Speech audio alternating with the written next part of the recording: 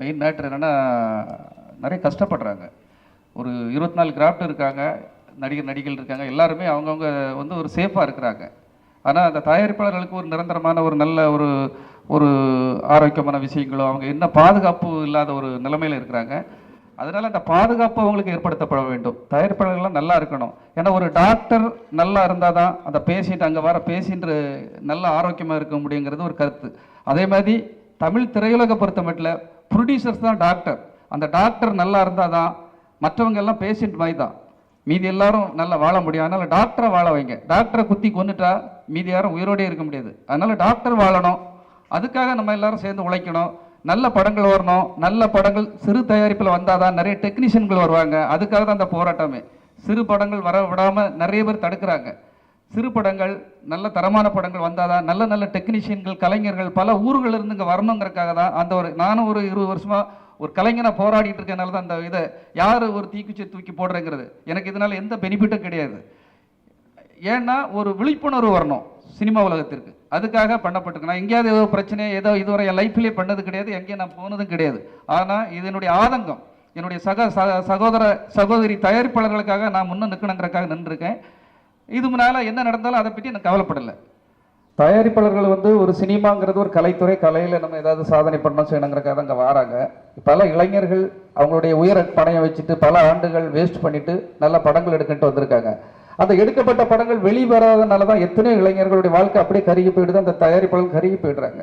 இதை முறையாக கொண்டு வரக்கு தான் ஒரு குழு அமைக்கணும் அப்படின்ட்டு நம்ம அந்த குழுவை பற்றி பேசிகிட்டு இருந்தோம். இது மட்டும் இல்லாமல் படம் வெளியீடு டைமில் நிறைய பிரச்சனைகள் இருக்குது. 5 படம் 6 படங்கள் வந்துகிட்டு இருக்குது. அது வரக்கூடாதுங்கிறது தான். அது வந்தால் எப்படி தியேட்டர்கள் கிடைக்காது, சரியானபடியாது விநியோகம் படாமல் போயிடும். அப்போ எல்லாமே ஒரு ஒரு வேஸ்ட் ஆகி அந்த தயாரிப்பாளர்களுடைய முழு முதலீடுகளும் நாசமாக போகிற அளவுக்கு போயிடுது. இந்த முறைகளெல்லாம் கொஞ்சம் மாற்றப்படணுங்கிற இது ஒரு முக்கியமான விஷயங்களுங்கிறனால தான் இதை பற்றிலாம் நம்ம பேசிகிட்டு இருக்கோம்.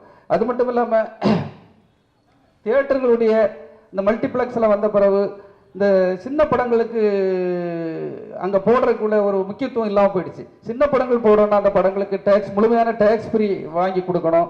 சின்ன படங்களுக்கு பண்ணும்போது அதில் வேலை பார்க்குறவங்களுக்கு சம்பள விகிதங்களை அட்ஜஸ்ட் பண்ணிக்கணும். இப்படிலாம் பண்ணால் தான் நல்ல தரமான சின்ன படங்கள் வரும். சின்ன படங்கள் வந்தால் தான் சினிமா உலகம் உண்மையிலே நல்லா இருக்கும். ஏன்னா கிருஷ்ணகாந்தலா மாதிரிலாம் ஒரு நல்ல ஒரு ஜென்யூனிட்டியான ஒரு ப்ரொடியூசர் நான் பார்த்ததில்லை. அவரை ரொம்ப நல்ல நாலேஜபிள் கிரியேட்டிவ் ஆள். ஒரு திருடா திருடிங்கிற படத்தை பார்த்து ஆடி போயிட்டேன். இப்படி ஒரு படத்தை அவ்வளோ அற்புதமான படம் தனுஷுடைய கேரியர்ல அப்படி ஒரு அற்புதமான படத்தை எடுத்தவர். மன்மதன்கிற ஒரு படத்தை எடுத்தவர். என்ன மாதிரி படம் எடுத்து கொண்டு வந்தவர். அவர் ஏன் இப்படி இருக்காரு? அவர் ஒரு நல்ல திறமையாளர் அப்படியே வீழ்த்தி வச்சுட்டாங்க. எவ்வளோ ஒரு திறமையான மனுஷன். அப்படி ஒரு திறமையாளர் நான் பார்த்தது கிடையாது. அதனால திறமையாளர்கள் இங்கே சாகடிக்கப்படுறாங்க, வீழ்த்தப்படுகிறார்கள். அது வீழ்த்தப்படக்கூடாது. அவங்களுக்கு மீண்டும் உற்சாகம் கொடுத்து தமிழ் திரையுலகுக்கு அவங்களெல்லாம் பயன்படுத்திக்கணும். அவங்கள பயன்படுத்திட்டாலே போதும், நல்ல படங்கள் வரும், தரமான படங்கள் வரும். இது ஒரு மாதத்துக்கு ஒருக்கே நான் ஒரு இது மாதிரி விவாத மேடை மாதிரியே வைக்கலான்னு ஐடியா பண்ணியிருக்கேன். அவர் ஐடியா சொன்னார் இந்த இதை ஒவ்வொரு மாதமும் இதை பண்ணலான்ட்டு நான் ஐடியா பண்ணிருக்கேன். இது யாரையும் தாக்குதலுக்கோ போருக்கோ எதுக்குமே கிடையாது. நல்லது பண்ணுங்க. நல்லது பண்ணலன்னா எங்களை தனியாக நல்லபடியாக வாழ விடுங்க, அவ்வளோதான். யாரையும் கெடுக்கிறக்கோ கஷ்டப்படுத்துறக்கோ இங்கே யாருக்கும் உரிமை கிடையாது. This is democracy. டெமோக்ரஸியில் யாரையும் கஷ்டப்படுத்துறதுக்கு எந்த உரிமையும் யாருக்கும் கிடையாது. இது நம்ம வழக்கு பூமி, நம்ம பூமியில் நமக்கு வழக்கு எல்லா உரிமையும் இருக்குது. எல்லாத்தையும் சொல்கிறதுக்கு எல்லாத்துக்கும் கருத்து சுதந்திரமோ எழுத்து சுதந்திரமோ எல்லாமே இருக்குது. அதனால் யாரையும் இது பண்ணி பாரு. இன்னைக்கு கூட நிறைய பேர் வாரணி எனக்கு ஆதரவு சொன்னாங்க.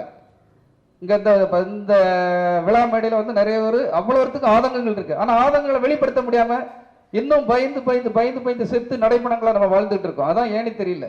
இது நம்ம பூமி, உரிமையை கேட்கக்கூடிய பூமி, நம்மளுடைய மனசில் பட்டதை சொல்றக்கூடிய பூமி. ஏன் இவ்வளவு பயந்து இருக்காங்க என்னன்னு நமக்கு தெரியல. இருந்தாலும் இது ஒரு தீக்குச்சியை நம்ம கொளுத்தி போட்டாச்சு.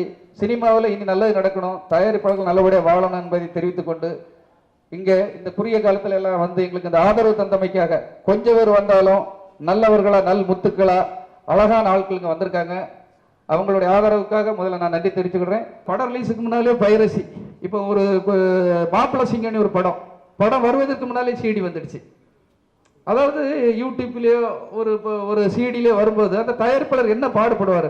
கிட்டத்தட்ட ஒரு 5 கோடி 6 கோடி 10 கோடின்னு எடுத்த படம் வந்து பைரசி மூலமாக வரும்போது அவங்களை அந்த கருவிலே வச்சு கொலை பண்ணுவாங்க இல்லையா, கருவிலே வச்சு சாகடிக்கிற மாதிரி ஒரு நிலைமையா இருக்குது. அதாவது ஒரு 5 லட்சம் 10 லட்சத்துக்கு அவ்வளவு கஷ்டப்பட்டு ஒரு தொழில் பண்ணும்போது அவ்வளவு பாதுகாப்போட பண்றாங்க. ஆனா 5 கோடி 10 கோடிக்கு மேல வச்சு பணம் பண்ற சினிமாவுக்கு ஏன் இந்த பாதுகாப்பு இல்லாம போயிடுச்சுன்னு தான் தெரியல. பாதுகாப்பு வேணும். பாதுகாப்பு வேணா நம்ம எல்லாம் இன்னும் ஒற்றுமையோட ஆக்ரோஷத்தோட நம்ம முதலீட்டாளர்கள்லாம் ஒரு வீரத்தோட போரிட்டால் தான் கண்டிப்பாக நல்ல படங்களும் வரும், நாமெல்லாம் காப்பாற்றப்படும் என்பதை தெரிவித்துக் கொள்கிறோம். இந்த குறுகிய காலத்தில் இத்தனை பேர் வருகை தந்து எங்களுக்கு ஆதரவு தினத்துக்கு நன்றி தெரிவித்துக் கொள்கிறோம். நன்றி.